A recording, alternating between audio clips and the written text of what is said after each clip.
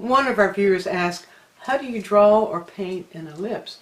Well, an ellipse is a shape that can change depending on what direction you're looking at and also the light source. So let's go into that now.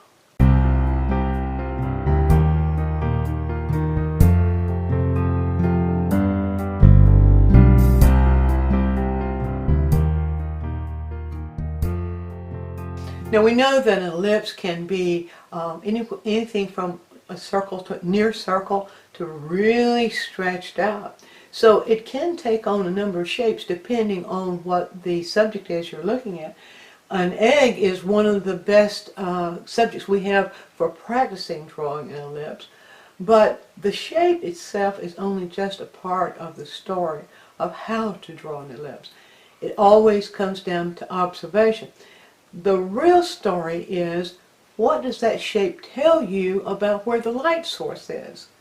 If you can look at a drawing or a painting and you can tell where the light source is, or you can tell, you know by looking at where the light source is, then that painter has really paid attention to the essence of the subject itself. So we have to forget that it's an ellipse. We have to forget what it is. So if it's a vase, you forget that it's a vase. If it's an egg, you forget that it's an egg. And what do? You look for what the light source is doing to it, and you look for its actual shape. So we have here two different kinds of eggs. We have, it doesn't matter that they're different colors of eggs. What we're looking at is two different sets of eggs with two different light sources. Look at the difference. Now let's take this egg in front here because it's a little bit easier to see. Well, this egg tells us that the light source is about right up here, kind of towards me, right up like that. Now how do we know that? We know that by where the shadow is. Moving on to the comparison, this egg tells us that the light source is behind.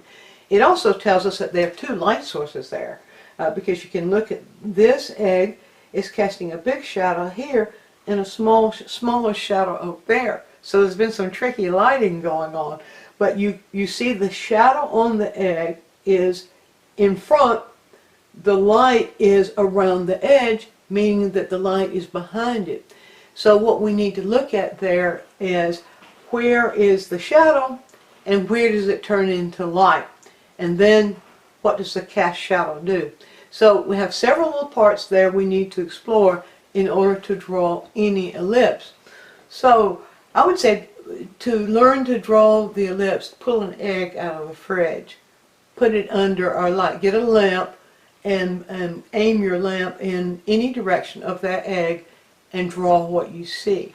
And then change the light direction. You could either pick up the egg and move it away from the lamp, or you can move the lamp around and draw several points of view of the light source.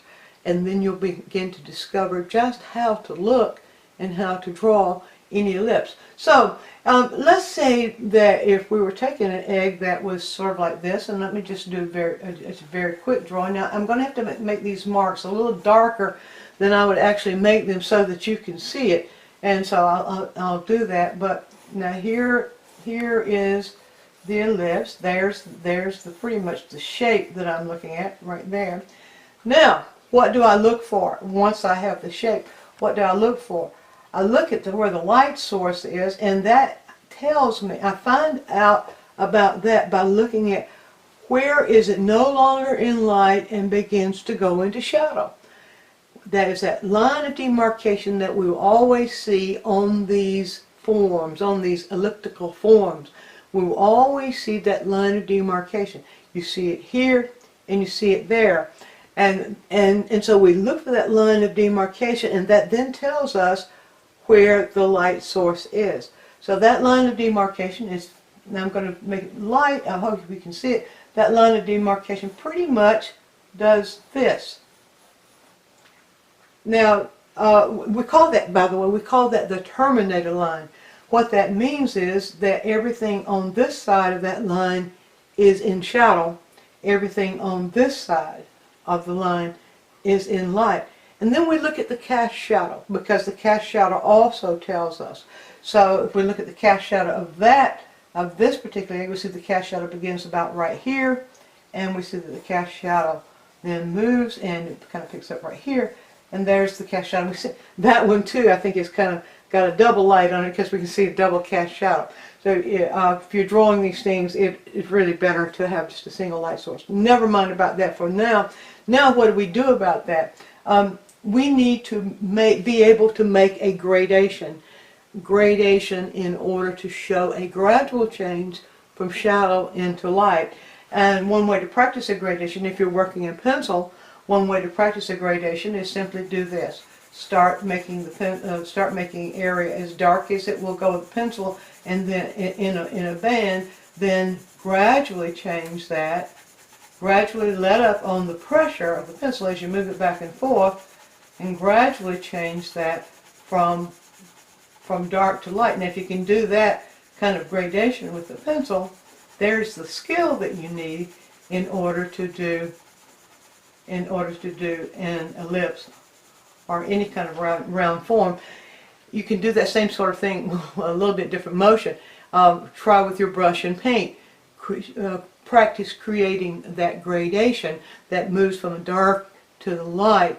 I think we do have a quick tip about doing the gradation. And if you're using watercolor, you do it one way, and other kinds of paints another. But anyway, so you're going to need to know the gradation. All right. So now I'm going to start right here, and the first thing I'm going to do is to shape the cast shadow. So if you shape your cast shadow first, then you have the reference, because the cast shadow, in this case, the cast shadow is very dark. So I'm going to shape the cast shadow, and you notice that the cast shadow most likely is going to gradate and get a little lighter as it comes out to its edge right here. So now we shape that. Now I'm going to come here and put a little bit more pressure on the cast shadow as I move around it. And now I'm going to move up and begin to define the shadow of the egg itself. So we'll just pull the pencil around and just do it this way.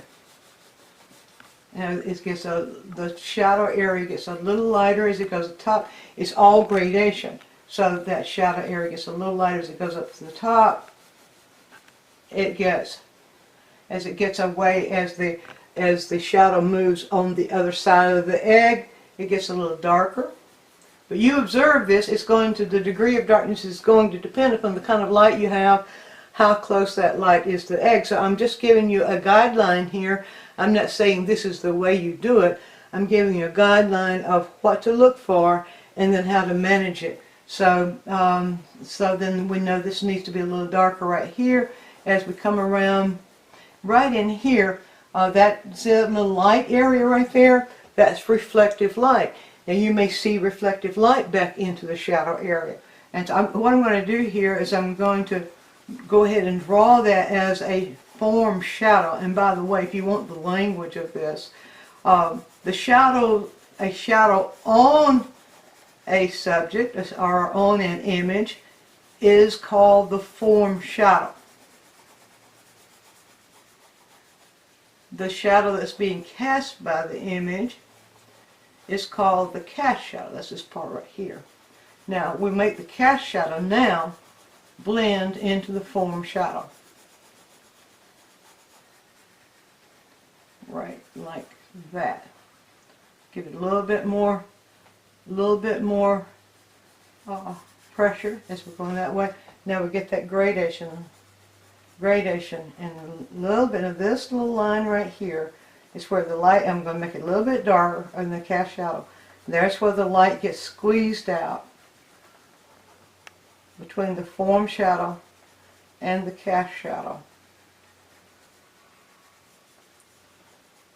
Alright, now we're going, if you were doing a brown egg, you might not, on a black and white drawing, it wouldn't matter that you don't show everything in some value. If you're doing a brown egg, you might just squint at it, and where it's the lightest, right here, where it's the lightest, you might not indicate very much at all. So what I'm going to do here, and I see that my line that I made to show you is a little dark for what I want to show you, so I'm going to take my kneaded eraser and I'm going to pull that line away.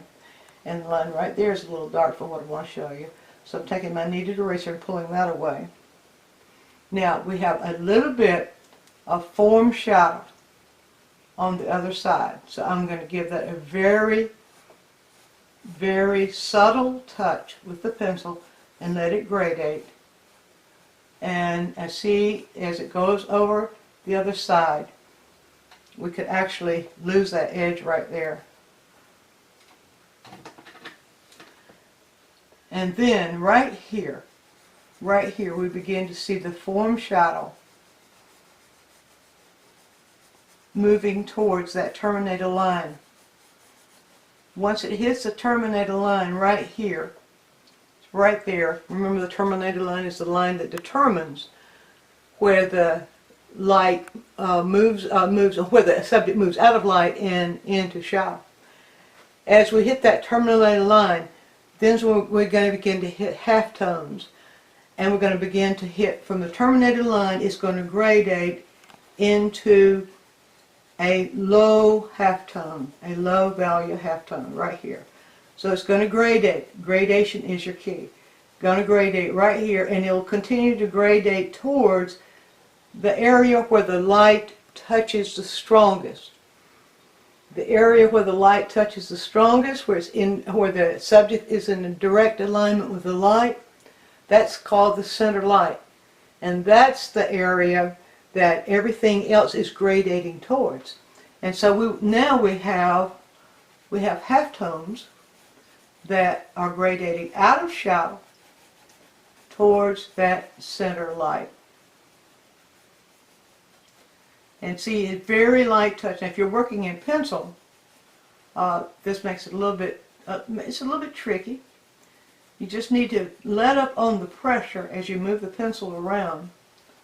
Just let up on the pressure you're putting on the pencil, and as you're moving from the dark to the light, you gradually let up on the pressure and move more towards that core shadow, that center light. That center light, where the core shadow is something else. Form shadow into center light. Let's see how well I did that. Now we see we have an ellipse already. The only other thing I would do here now is to lift up the reflected light. A lot of times people ignore the reflected light. I'll do that a little bit more over here, because sometimes the reflected light means that the light's bouncing from the surface back onto something. So a lot of times people won't even be looking for reflected light, or they won't see it, and they'll miss it totally. So I'd take a little bit of a kneaded eraser here and shape it into into the shape of the reflected light, and just kind of lift back, lift up, and there I can pull out that reflected light like that. So what we're talking about here when we're talking about ellipses is the same thing we're talking about for any other shape. It's the skill. What skill are you going to need to form that ellipse? So the skill of making the outside edge of the shape, the skill of making gradation. So those are the skills. It's recognizing the light source. Where is the light coming from? And what's it doing to the subject? And as the light flows over the subject, recognizing where the light, where the subject is moving into the light, and where the subject is moving away from the light.